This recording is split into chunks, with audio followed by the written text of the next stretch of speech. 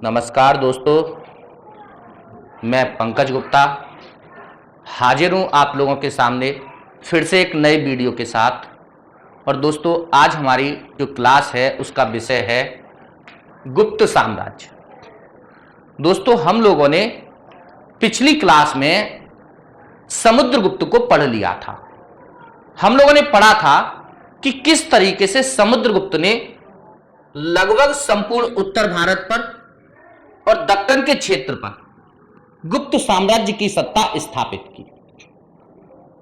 दोस्तों, समुद्रगुप्त ने सन 335 ईस्वी से लेकर 375 ईस्वी तक लगभग 40 वर्ष भारत पर शासन किया।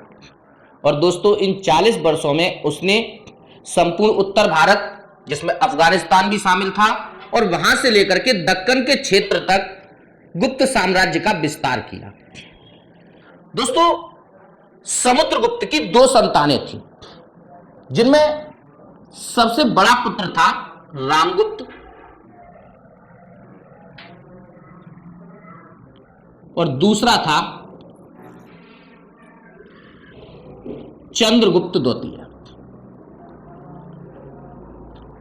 दोस्तों, इनमें रामगुप्त बड़ा था और चंद्रगुप्त द्वितीय छोटा था। तो स्वाभाविक सी बात है दोस्तों, समुद्रगुप्त के बाद जो उसका बड़ा पुत्र था रामगुप्त, वो गुप्त साम्राज्य का शासक बना।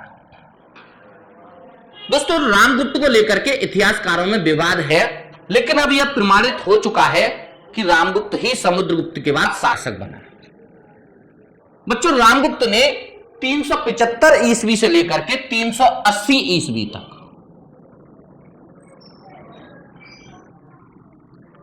शासन किया। और दोस्तों, इसके शासन काल में एक बहुत ही महत्वपूर्ण घटना घटी।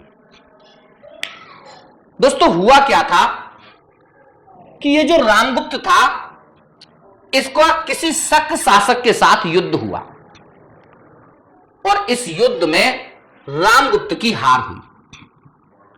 तो शक शासक ने रामगुप्त के शासन के बदले में उसकी पत्नी, जिसका नाम ध्रुव देवी था, उसकी मांग रखी थी।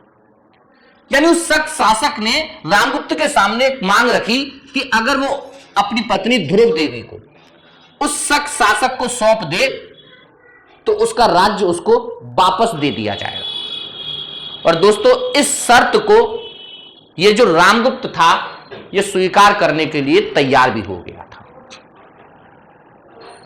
लेकिन दोस्तों, जो ये चंद्रगुप्त द्वितीय था, ये वास्तव में बहुत साहसी और निर्भीक था। इसने क्या किया, रात को अपनी भाभी ध्रुव देवी का भेष रख करके ये शक शासक के पास चला गया और वहां उसकी हत्या करके वापस अपने राज्य प्रयाग लौट आया, जिसकी बहादुरी की वजह से प्रजा में इसकी बहुत ज्यादा प्रशंसा हुई और इसकी बहुत ज्यादा प्रतिष्ठा में वृद्धि हुई। और दोस्तों, इसका परिणाम यह हुआ कि प्रजा का विश्वास रामगुप्त से समाप्त हो गया और वो अब चंद्रगुप्त का समर्थन करने लगी थी। और इसी का लाभ उठा करके चंद्रगुप्त द्वितीय ने रामगुप्त को गद्दी से हटा दिया और 380 ईस्वी में वह गुप्त साम्राज्य का शासक बना। दोस्तों, चंद्रगुप्त द्वितीय का जो शासन था, वो गुप्त साम्राज्य का स्वर्णकाल कहा जाता है। चंद्रगुप्त द्वितीय गुप्त शासकों का सबसे प्रतापी और सबसे विद्वान शासक माना जाता है। दोस्तों, इसके शासन काल में इसने बहुत ही महत्वपूर्ण काम किया। इसने अपने वैवाहिक संबंधों के द्वारा अपने साम्राज्य क्षेत्र का विस्तार किया है और शांति व्यवस्था स्थापित की है। इसने पहला विवाह अपनी भाभी ध्रुव देवी के साथ किया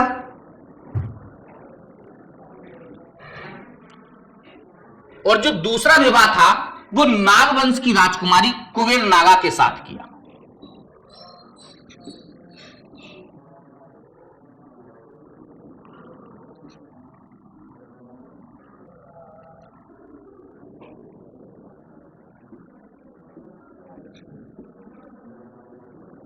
और बच्चों, अपने इन वैवाहिक संबंधों से इसने अपने साम्राज्य में शांति व्यवस्था स्थापित की। इसने अपने वैवाहिक संबंधों का एक अनूठा राजनीतिक प्रयोग भी किया। दोस्तों, मैंने आपको बताया शक शासक उस समय अपने चरम पर था। तो दोस्तों, गुप्त साम्राज्य और शक साम्राज्य के बीच में एक छोटा सा राज्य था जिसका नाम था वाकाट्य वंश। यह ब्राह्मण समाज था और इस वंश के जो शासक थे उसका नाम था पृथ्वीसेन द्वितीय। तो दोस्तों, यह जो कुबेर नागा थी, इस कुबेर नागा से प्रभावती गुप्ता का जन्म हुआ था। यानी जो प्रभावती गुप्ता थी वो चंद्रगुप्त द्वितीय की पुत्री थी। बच्चों, आप अगर वाकाट्य वंश की भौगोलिक स्थिति देखो तो ये वाकाट्य वंश प्रयाग और शक इन दोनों के बीच अवस्थित है और इस राज्य की भौगोलिक स्थिति बिल्कुल ऐसी है कि अगर ये गुप्त शासकों के साथ मिल जाए तो ये शक शासक को बहुत ज्यादा नुकसान पहुंचा सकता है, और अगर ये शक शासक के साथ मिल जाए तो ये गुप्त साम्राज्य को युद्ध में बहुत बड़ा नुकसान पहुंचा सकता है। ऐसी स्थिति इस वाकाट्य वंश की थी। तो इस चंद्रगुप्त द्वितीय ने क्या किया दोस्तों, जो इसकी पुत्री थी जिसका नाम था प्रभावती गुप्ता, इस प्रभावती गुप्ता का विवाह वाकाट्य वंश के शासक पृथ्वीसेन द्वितीय के पुत्र रुद्रसेन द्वितीय के साथ कर दिया। मैं यहां लिख देता हूं, प्रभावती गुप्ता का विवाह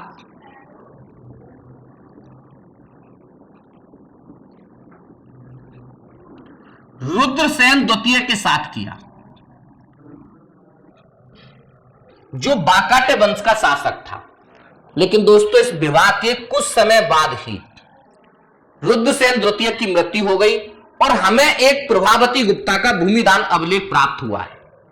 उस अभिलेख से हमें यह पता चलता है कि यह जो प्रभावती गुप्ता थी यह अपने पिता चंद्रगुप्त द्वितीय के समर्थन में वाकाट्य वंश का शासन चलाया करती थी।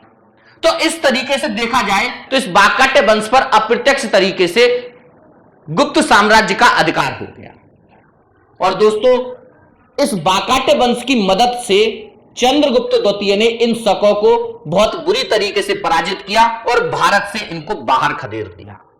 दोस्तों, ये क्वेश्चन कई बार आपके एग्जाम में पूछा गया है कि शकों को भारत से बाहर खदेड़ने का काम किसने किया है। तो शकों को भारत से बिल्कुल पूरे तरीके से बाहर खदेड़ने का जो काम था वो चंद्रगुप्त द्वितीय ने किया है। दोस्तों, इस युद्ध से कई महत्वपूर्ण लाभ चंद्रगुप्त द्वितीय को हुए। एक तो इस युद्ध के परिणाम स्वरूप गुजरात और महाराष्ट्र का जो क्षेत्र था उस क्षेत्र पर गुप्त शासकों का अधिकार हो गया। और दोस्तों, इस अधिकार के साथ ही यहां पर जो भड़ौच बंदरगाह था, यह भड़ौच बंदरगाह जो पश्चिम के देशों के साथ व्यापार का एक बहुत बड़ा केंद्र था, इस भड़ौच बंदरगाह पर भी चंद्रगुप्त द्वितीय का अधिकार हो गया, जिसके परिणाम स्वरूप गुजरात और महाराष्ट्र में आर्थिक स्थिति मजबूत हुई। और दोस्तों, चंद्रगुप्त द्वितीय ने उज्जैन को, इन शकों को गुजरात से बाहर करके उज्जैन को अपनी दूसरी राजधानी बनाया। दोस्तों, 412 ईस्वी तक चंद्रगुप्त द्वितीय ने शासन किया। इसके शासन में, इसके दरबार में 9 विद्वान बैठते थे, जिनमें कालिदास, अमर सिंह, धन्वंतरी, छपड़क, बराहमिहिर जैसे ये 9 रत्न चंद्रगुप्त विक्रमादित्य के दरबार की शोभा बढ़ाया करते थे। और दोस्तों, इन शकों को युद्ध में हराने के उपलक्ष्य में ही चंद्रगुप्त द्वितीय ने विक्रमादित्य की उपाधि धारण की है। तो दोस्तों, ये था चंद्रगुप्त द्वितीय या फिर चंद्रगुप्त विक्रमादित्य, जिसने 412 ईस्वी तक शासन किया। मैंने भी आपको यह बताया कि चंद्रगुप्त द्वितीय ने अपने शासनकाल में 2 विवाह किए थे, जिसमें पहला विवाह इसने अपनी भाभी ध्रुव देवी से किया था और जो दूसरा विवाह था वो उसने नागवंश की राजकुमारी कुबेर नागा से किया। तो दोस्तों, कुबेर नागा से तो प्रभावती गुप्ता का जन्म हुआ, जो बाद में वाकाट्य वंश के शासन में शामिल हुई। और ये जो ध्रुव देवी थी, इसी ध्रुव देवी से तो कुमारगुप्त ने सन 412 ईस्वी में जब चंद्रगुप्त द्वितीय की मृत्यु हो गई तब वह गुप्त वंश का शासक बना है। दोस्तों, चंद्रगुप्त विक्रमादित्य के शासन काल में ही 399 ईस्वी में चीन का प्रसिद्ध यात्री फाहियान भारत आया। दोस्तों, वो तक्षशिला, गांधार, गांधार से तक्षशिला, तक्षशिला से वाराणसी, वाराणसी होता हुआ नालंदा पहुंचा था। तो जिस समय वो नालंदा पहुंचा उस समय उत्तर भारत में चंद्रगुप्त द्वितीय का शासन था। तो उसने अपनी पूरी यात्रा का एक पूरा विवरण लिखा है और उस विवरण से भी चंद्रगुप्त द्वितीय के विषय में हमें बहुत सारी जानकारी प्राप्त होती है। तो दोस्तों, 412 ईस्वी में जब चंद्रगुप्त द्वितीय की मृत्यु हो गई तो उसके बाद उसका जो बेटा था, जो ध्रुव देवी से उत्पन्न था, जिसका नाम था कुमारगुप्त, कुमारगुप्त इस गुप्त वंश का शासक बना और इस कुमारगुप्त ने सन 455 ईस्वी तक शासन किया है। दोस्तों, इसके शासन काल की जो सबसे महत्वपूर्ण घटना है वो है नालंदा विश्वविद्यालय का निर्माण। जो नालंदा विश्वविद्यालय का निर्माण है वो कुमारगुप्त के द्वारा ही बिहार में कराया गया था और इसकी जानकारी हमें फाहियान के यात्री विवरण से भी मिलती है। उससे हमें पता चलता है कि इस नालंदा विश्वविद्यालय का जो निर्माण था वो कुमारगुप्त के द्वारा ही कराया गया था। दोस्तों, 455 ईस्वी के बाद कुमारगुप्त का पुत्र स्कंदगुप्त इस गुप्त वंश का शासक बना। मैं यहां लिख देता हूं, 412 ईस्वी में शासक बना कुमारगुप्त